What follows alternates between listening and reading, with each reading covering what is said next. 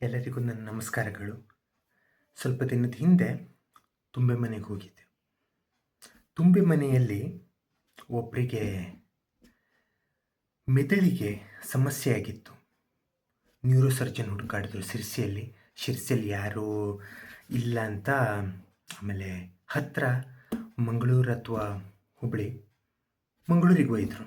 ಮಂಗಳೂರು ಅಂದ್ಕೂಡಲೇ ನಮ್ಮ ತಲೆಯಲ್ಲಿ ಏನು ಬರ್ತದೆ, ಕೆ ಎಸ್ ಹೆಗಡೆ ಆಸ್ಪತ್ರೆ ಅಂತ. ಕೆ ಎಸ್ ಹೆಗಡೆ ಆಸ್ಪತ್ರೆಗೆ ಹೋಗಲಿಲ್ಲ ಅವರು. ಮಂಗಳೂರಲ್ಲೇ ಕೆ ಎಮ್ ಸಿ ಅಂತಿದೆ, ಕಸ್ತೂರ್ಬಾ ಮೆಡಿಕಲ್ ಕಾಲೇಜ್, ಅಲ್ಲಿ ಹೋಯಿದ್ರು. ಅಲ್ಲಿ ಯಾಕಂದರೆ ಸೌತ್ ಇಂಡಿಯಾದಲ್ಲಿ ಆಪ್ರೇಷನ್ ಮಾಡೋ ಒಬ್ಬರೇ ತಜ್ಞರಿದ್ದಾರಂತೆ. ಅದು ಹೆಸರು ನಂಗೆ ಗೊತ್ತಿಲ್ಲ, ವಿವರಣೆ ಮಾಡಿದವರು ಚೆನ್ನಾಗಿ ಹೇಳ್ಬೋದು ಅದನ್ನು. ಅವ್ರು ಹೇಳಿದ್ರು. ಅಲ್ಲಿ ಹೋದ ನಂತರ ಟೆಸ್ಟ್ ಮಾಡಿಸಿದ್ರು, ಎಲ್ಲ ಆಯಿತು. ಅದೇನಕ್ಕೆಂದರೆ ಮೆದುಳಲ್ಲಿ ಒಂದು ಹುಗುಳು ಎದ್ದಿದಂತೆ ಮೆದುಳು ಮೇಲೆ. ಅದಕ್ಕೆ ಅವರಿಗೆ ವಯಸ್ಸು ಕೂಡ 70 ಮೀರಿತ್ತು ಅವಾಗ ಆಪ್ರೇಷನ್ ಮಾಡುವಾಗ. ಹಾಗಾಗಿ ಡಾಕ್ಟ್ರ್ ಏನಂದರು ಅಂದರೆ,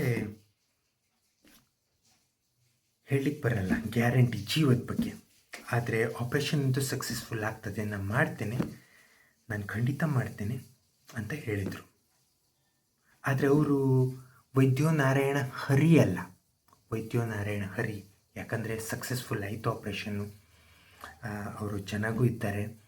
ಅದಾದ ನಂತರ ಸ್ವಲ್ಪ ಮೆದುಳಿಗೆ ಆಪ್ರೇಷನ್ ಮಾಡಿದ ನಂತರ ಮರವು ಸ್ವಾಭಾವಿಕ.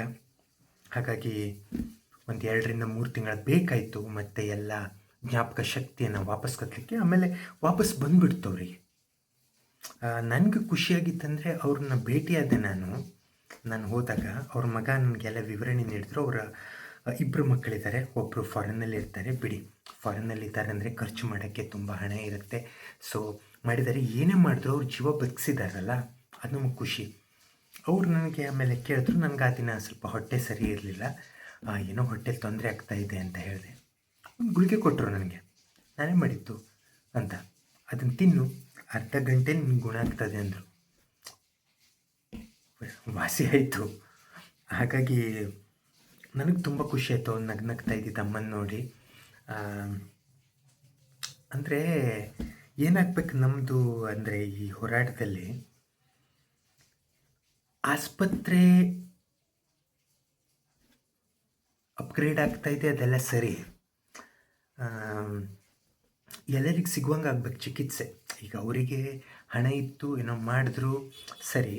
ಈಗ ತುಂಬ ಕಡಿಮೆ ಇದ್ದಿರೋರು ಅಷ್ಟೆಲ್ಲ ಖರ್ಚು ಮಾಡೋಕ್ಕಾಗಲ್ಲ, ಅವರಿಗೂ ಚಿಕಿತ್ಸೆ ಸಿಗಬೇಕು.